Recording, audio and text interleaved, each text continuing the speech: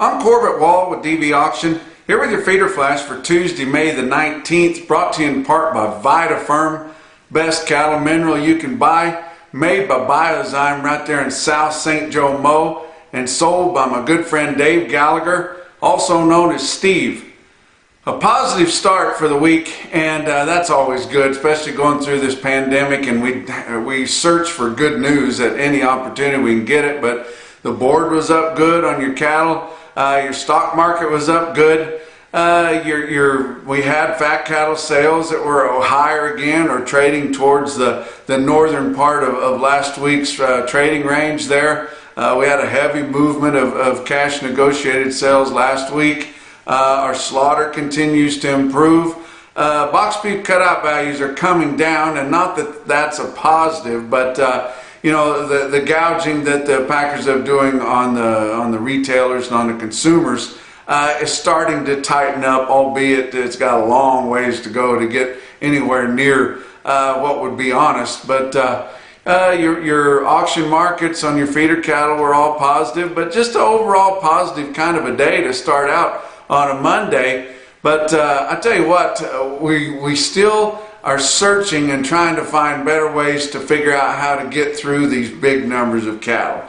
We talked about this on the last visit. What are we going to do? Are we going to put them on maintenance rations? Are we going to try to surely not euthanize any? I can't imagine that when they're still bringing good money. It's not like a chicken or a pig, although the cattle business is going by the way of the chickens and the pigs. But right now we're not to that point yet.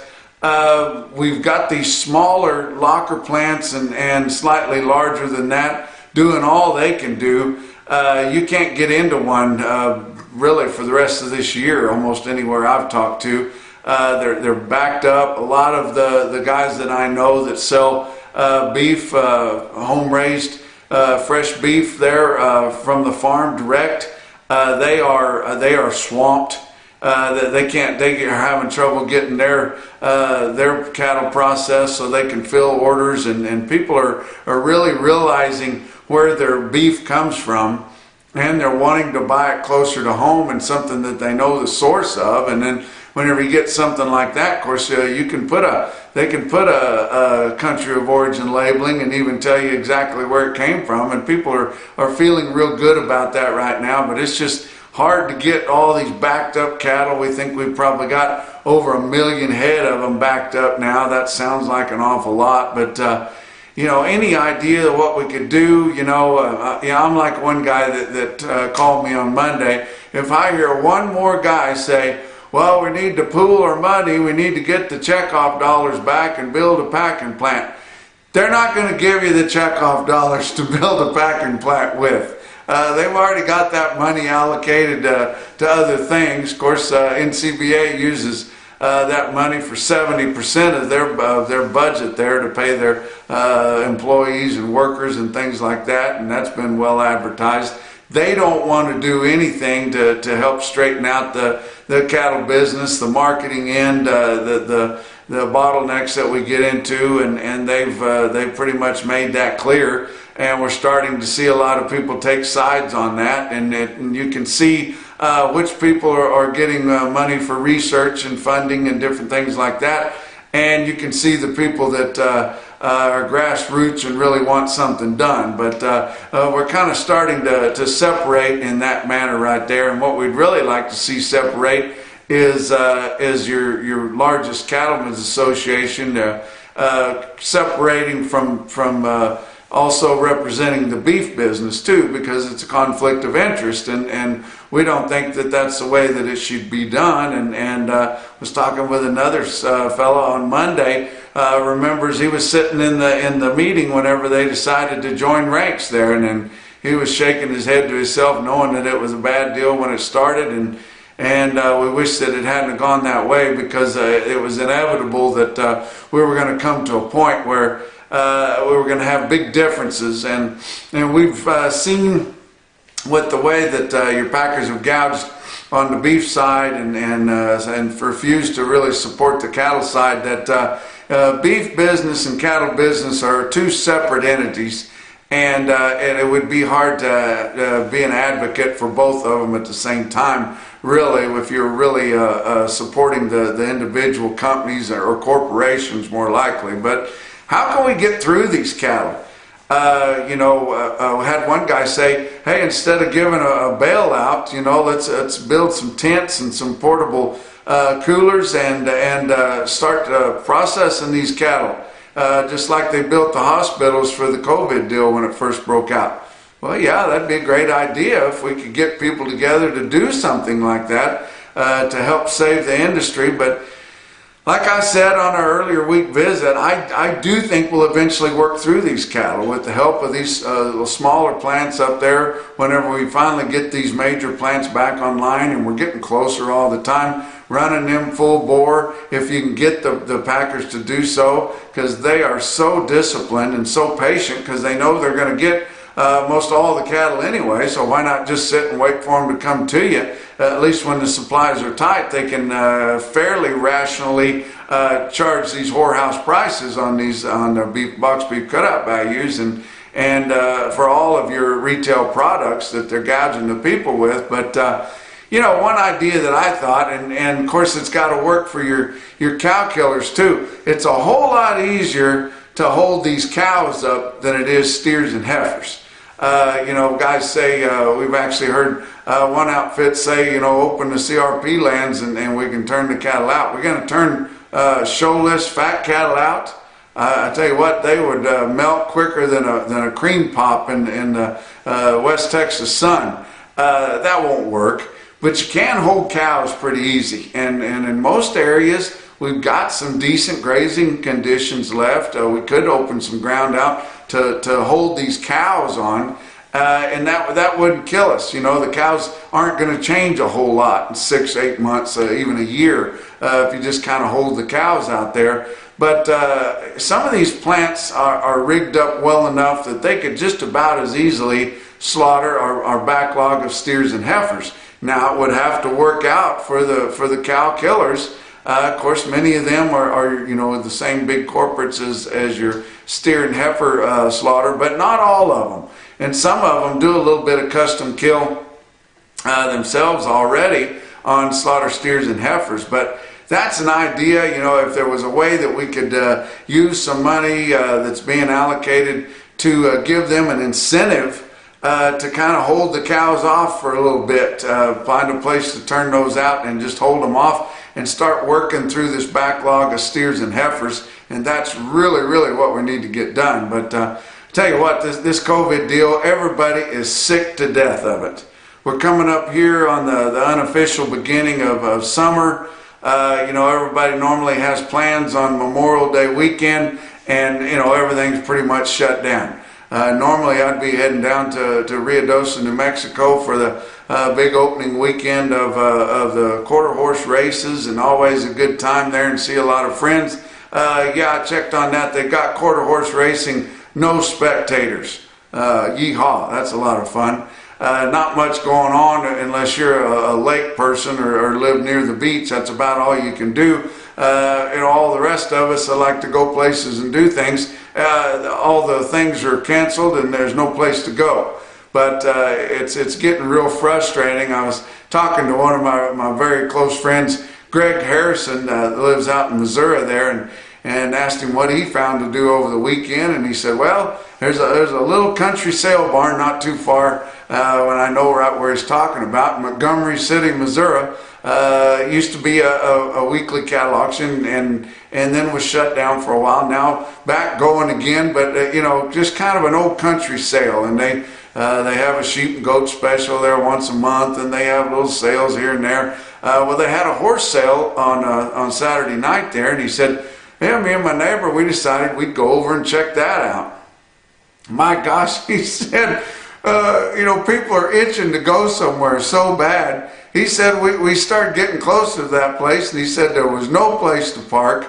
They finally found a place and walked and walked and walked, and then got to the barn, and it's a fairly small facility anyway. Said people were packed in there like cordwood, hanging from the rafters. There was lined up at the food bar trying to get something to eat. They weren't even selling horses yet. They were still selling that cheap tack that they sell before all those horse sales. And he said it was just unbelievable. He said just armpit to elbow, just no place to be in there. And people just tickled to death to be somewhere, to see one another and get together and visit and have a little camaraderie.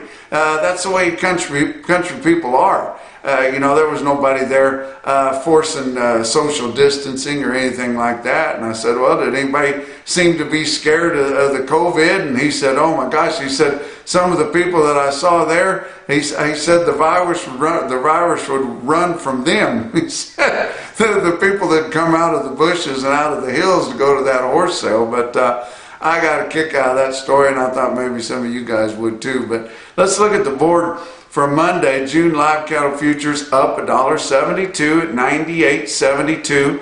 August up 102 at 98.85.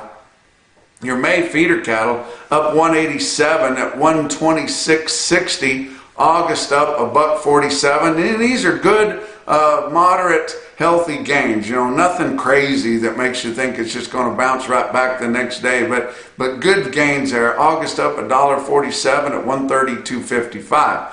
The weighted average on last week's fat cattle trade in your 5-area feeding region. We haven't been able to get this kind of volume of cash trade under normal conditions when slaughter was normal and cattle weren't backed up. You can see how these packers are scrambling and they're wanting to get as many weeks under their belt, showing that they're kind of trying to do right, buy a few cattle on the cash basis and raise prices, even though fundamentals don't really show that they should have to. But 85,900 head negotiated cash sales in your 5-area feeding region. Now that would be more than the 30% that we need, guys. They said that's undoable. Well, considering what they're slaughtering there, that would be a pretty good deal.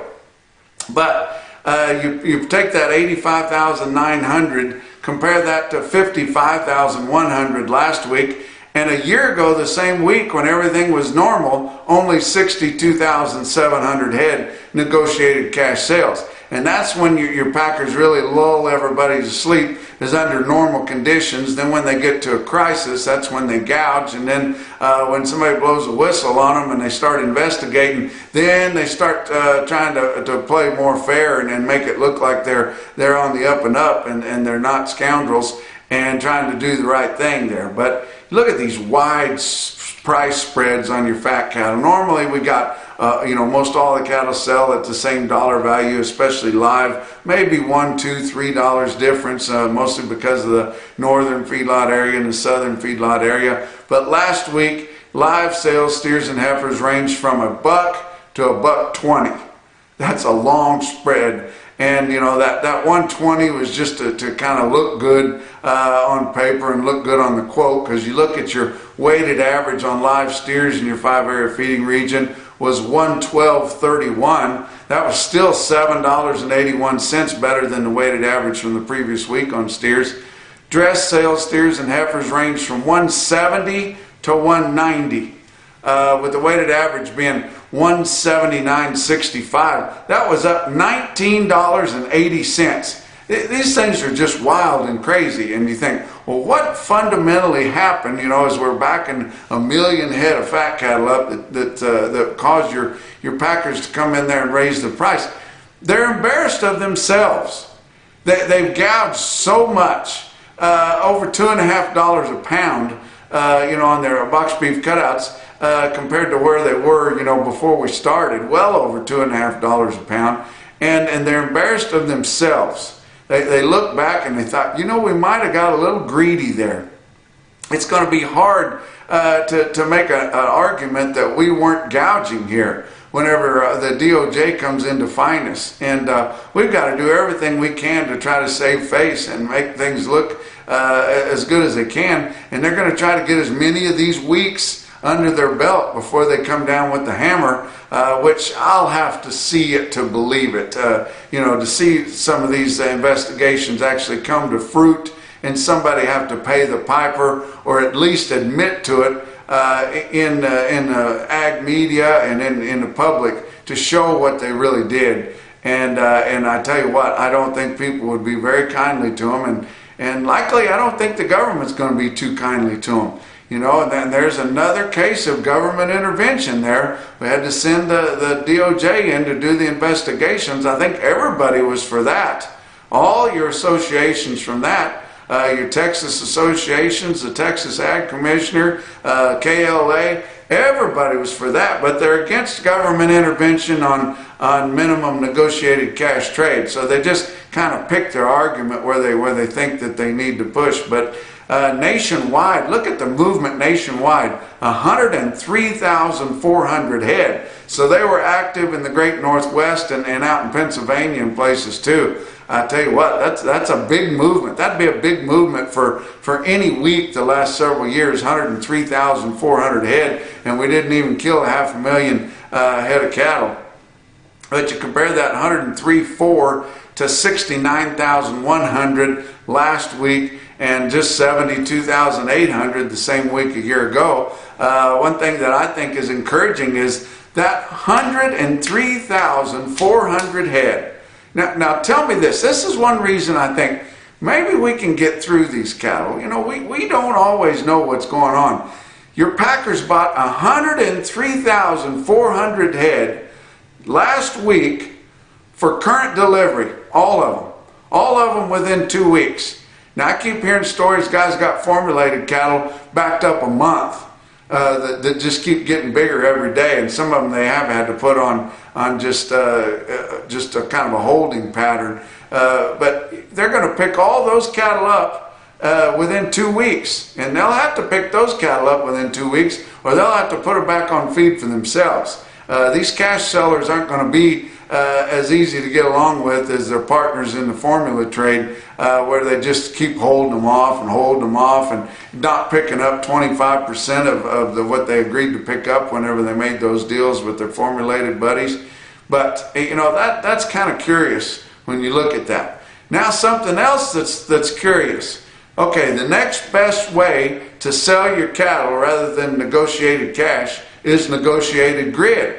But normally your packers don't like to do a lot of that. There's a few pockets that they do it in, but it's not really a big deal. And they like to make those formula deals with their big corporate feeding buddies and their bigger feeders out there and do that. They really don't want to negotiate on a base price and then give your cattle feeders the premiums on top of that.